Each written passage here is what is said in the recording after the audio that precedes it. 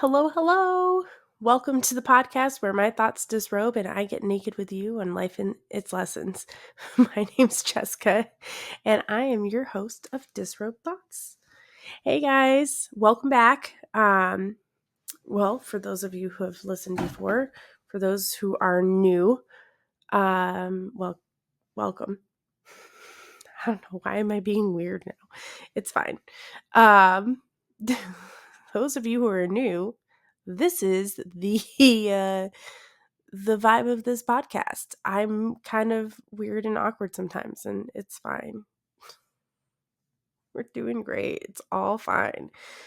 Um, no, but really, this is the vibe of this podcast. You're just being authentically yourself, and you know what? Sometimes being authentically not mean. I don't want to be authentically mean. Being authentically me occasionally involves me being weird and awkward, and that's okay. So, I'm so tired. I'm so sorry. I meant to say I'm so sorry for yawning. But yes, I'm also so tired. Um, I want to talk today about, I physically spilled my tea, but I wanted to, and my water. Beverages don't stand a chance around me today. Not at all. Watch out. You put a beverage in front of me, I will spill it all over myself, the desk, you, computer, phone, all of it. Um, I I want to talk today, spill the tea in my anxiety, um, and just talk about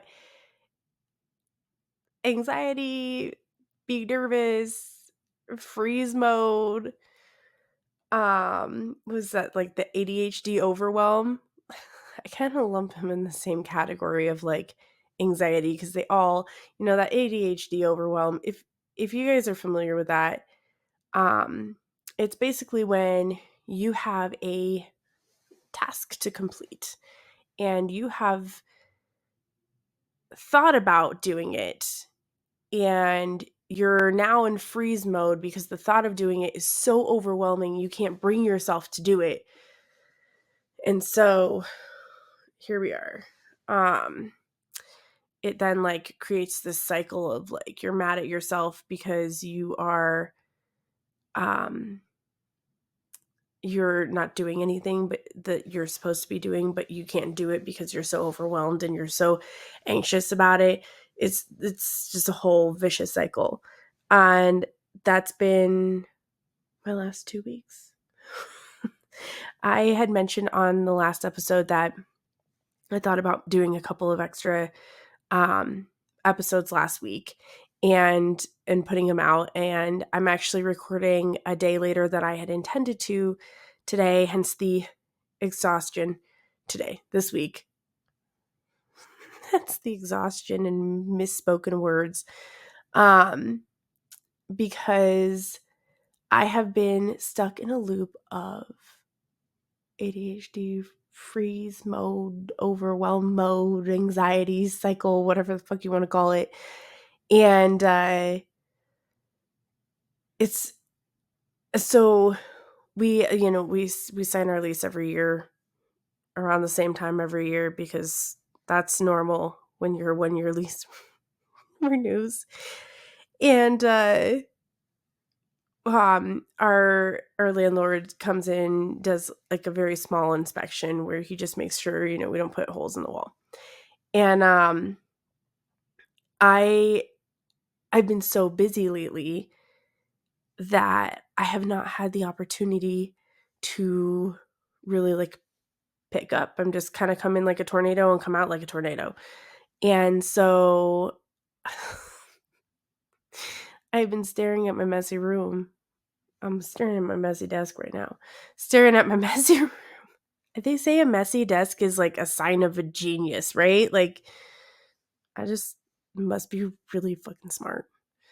And so been staring at my messy room for a while now, like quite some time. But having a reason that you need to clean your room kicks that into gear. Well, except I've just been in a state of overwhelm, freeze mode, anxiety mode. Um, so everyone that's been trying to hang out with me is like, Jess, what are you up to this day? And I'm like, man, sorry, I gotta clean my room. I sound like I'm 12. Like my mommy told me I couldn't hang out with my friends until I clean my room. You know what I mean? And but I've said this for like 2 weeks straight. And even today, someone's like, dude, what are you doing after work? And I was like, about to be like, I gotta clean my room. Because do not say you have to clean your room. Because you have used that excuse for the last 2 weeks. And I was like, yeah, but I haven't finished. So it's just, I've been a little bit of a stuck mode, and that's okay because life happens. And so that brings us to today. Anxiety is such a funny thing. I know last episode I think I briefly mentioned the what do you call that movie that came out about the emotions? With this time it has anxiety, like teenager emotions, anxiety and ennui, boredom, envy, shit. Inside Out. Inside Out 2. And I won't spoil it for any of you. If you've seen the previews, you already know that those are the emotions that are being featured in this second movie. And I highly recommend it, by the way. I love it. I saw some post that was like Inside Out is not just for children, it's for adults too, because the shit that is in this movie is it's just very real shit. It's talking about emotions and how many of us adults have spent our life not necessarily knowing all of our emotions or have disassociated from a lot of them, and they're important to learn. So I apologize, guys. I'm so sorry. I'm super yawny. So emotions. Oh, anxiety. The movie does such a great job like depicting anxiety. It's just the perfect job. And I now picture in my brain these emotions at this console and anxiety just losing its fucking shit because it's trying so hard for me to do what I need to do, and then it just cycles. And so, like I'm sitting here, I know I need to clean my room, but like it's just like anxiety is like stuck. Maybe it's not quite the same thing, but it gives me anxiety later. It's connected. And then uh I mean, all the other things that I have anxiety for, seeing that person you just got into an argument with. Like I get massive anxiety right before I go do that.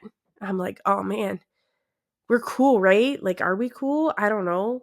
Especially if you didn't like figure out if you're cool or not. Or you thought you were cool and then later they posted on their Facebook about how cool they weren't with you. And then you're like really hurt by that, and then you see them the next time that causes major anxiety.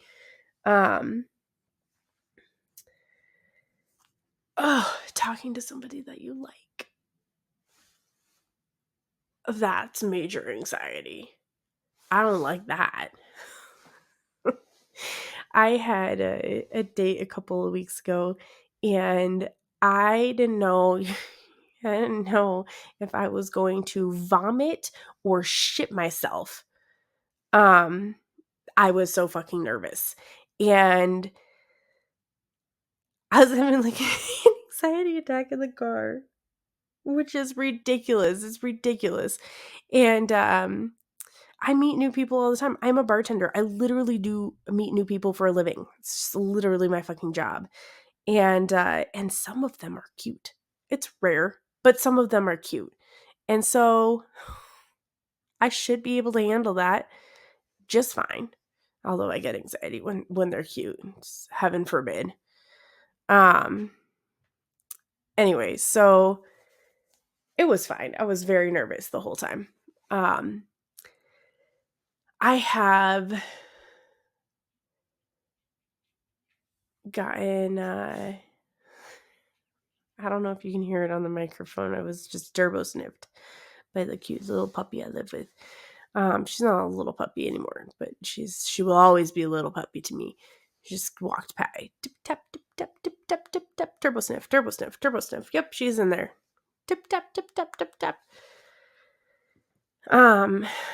And so she likes to check on her Aunt Jessie. Um and I like to check on her. I appreciate it. She's just so cute. So doing this gives me anxiety. At some point in time, I used to get like stress hives.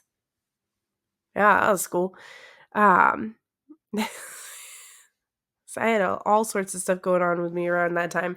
So I had pain flare-ups, a lot of pain flare-ups, but I didn't know at the time that they were interconnected with my emotions.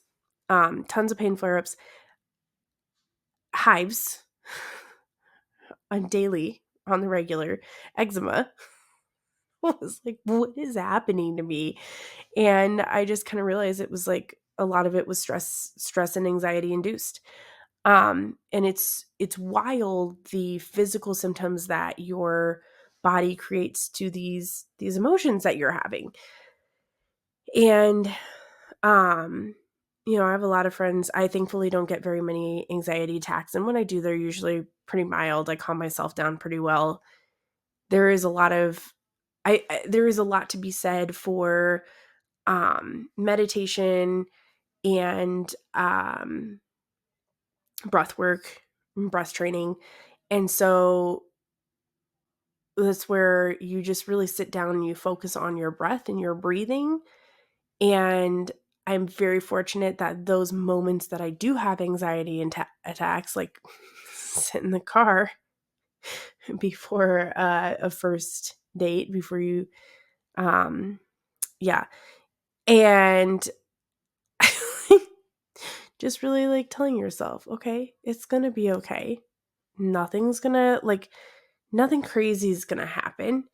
This is one date. You're not being, married off to this person you've, just met.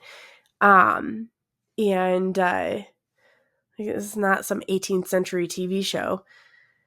So, there's all that. And then, I count my breaths, like breathe in, 1, 2, 3, 4, breathe out, 1, 2, 3, 4.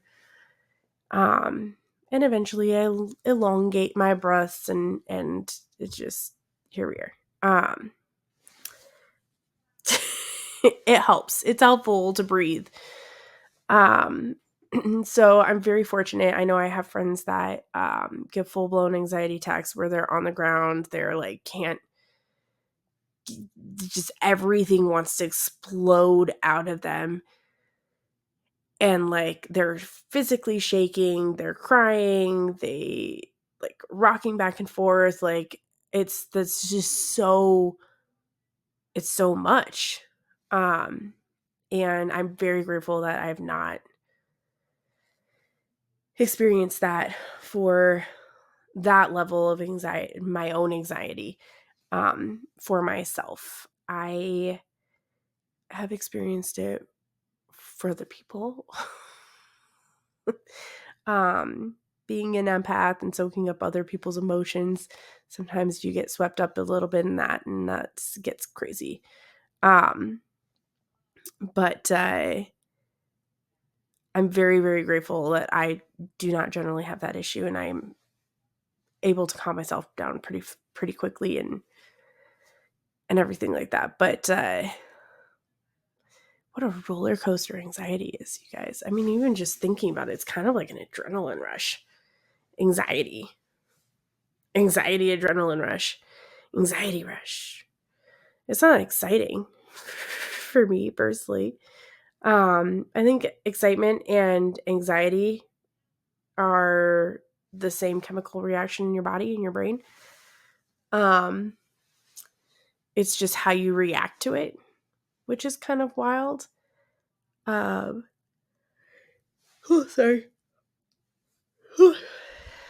And I have to say, the more tired I am, the less nervous or anxiety I get. I give just less fucks. Maybe that's the key to my whole world. Be extremely anxiety. You could be extremely exhausted. But then I won't care about anything, and that's probably not good either, right? Anyway, I don't know where I was going with that. What was my whole point into this episode? To tell you about my journey through it. I've been really working hard on doing new things that do make me anxious and getting comfortable with being uncomfortable. Because getting outside your comfort zone means growth, and it means being able to do new things and have fun with things. And it's I'm working on doing that. I actually signed myself up for 4 races, 2 in August, 2 5Ks in August, a 10K in September, and a 15K in November. 15K. You guys know how many miles that is. It's a lot of miles. It's like 9.3 miles. Oh, what was I thinking? But I signed myself up and I didn't click the refund button, so I can't change my mind. Yeah, do the math, people, before you sign up for it. I was telling my sister the other day, I was like, dude, I might as well have just signed up for the freaking half marathon. What's another 3.7 miles? And she's like, it's a lot more miles. And I'm like, it's not that. You're already doing 9.3. What's another 3.7? It's just like, whatever.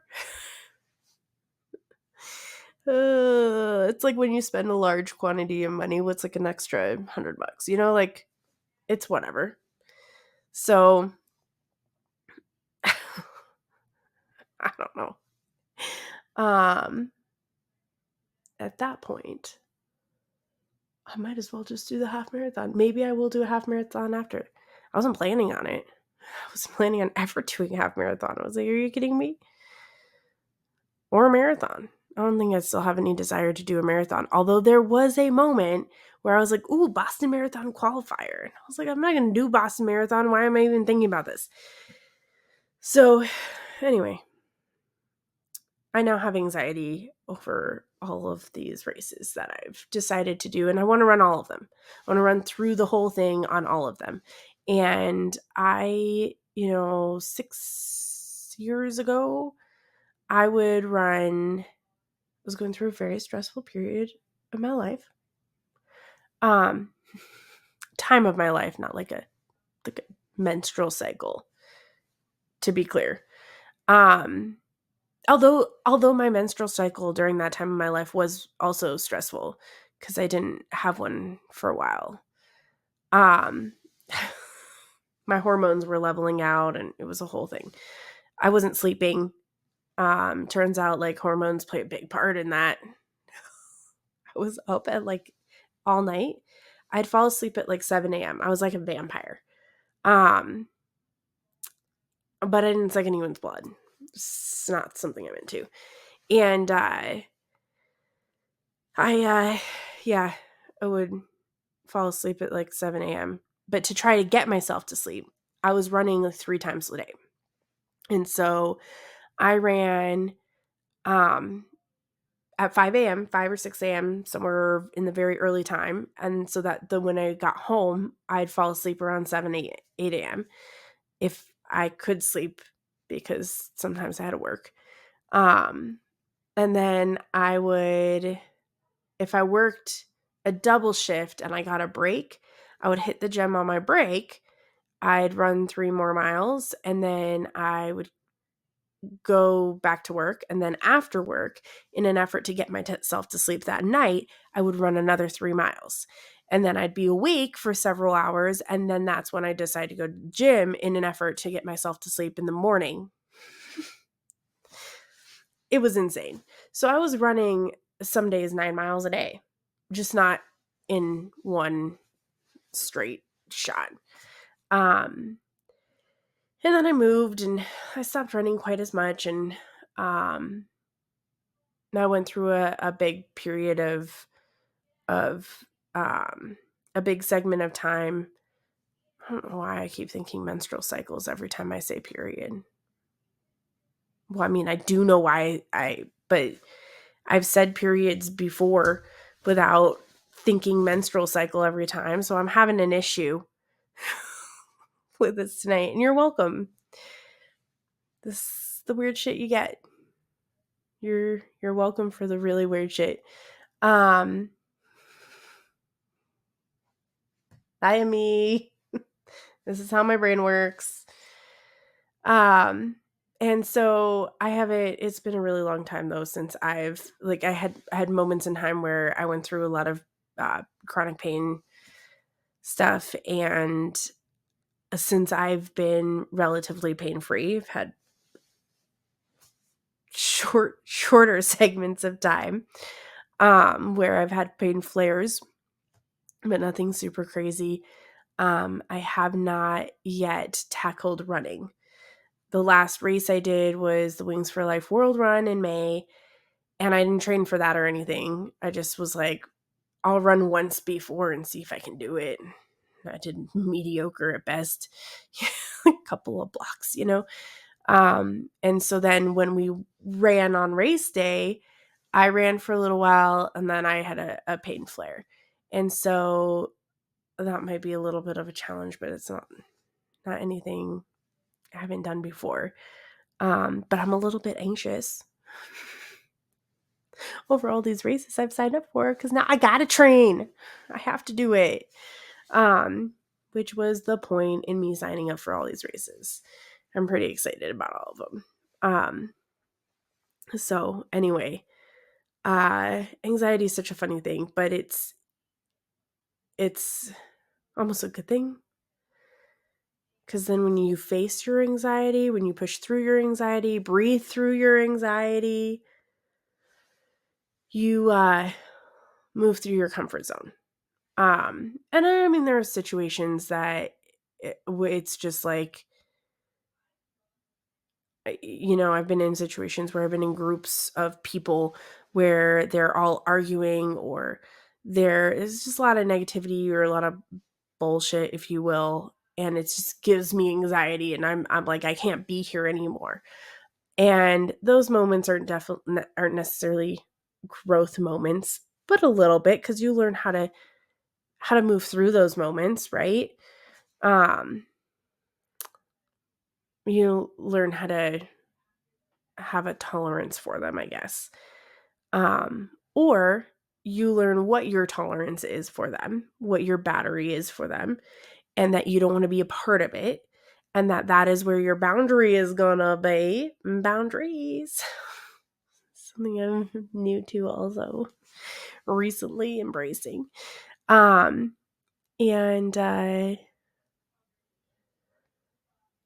it's, I don't know. I lost my train of thought. Which is also a period of growth. Because you set a boundary and you learn something about yourself that day. I don't know. Anxiety. I'm really spinning anxiety into being something good, and pretty excited about it.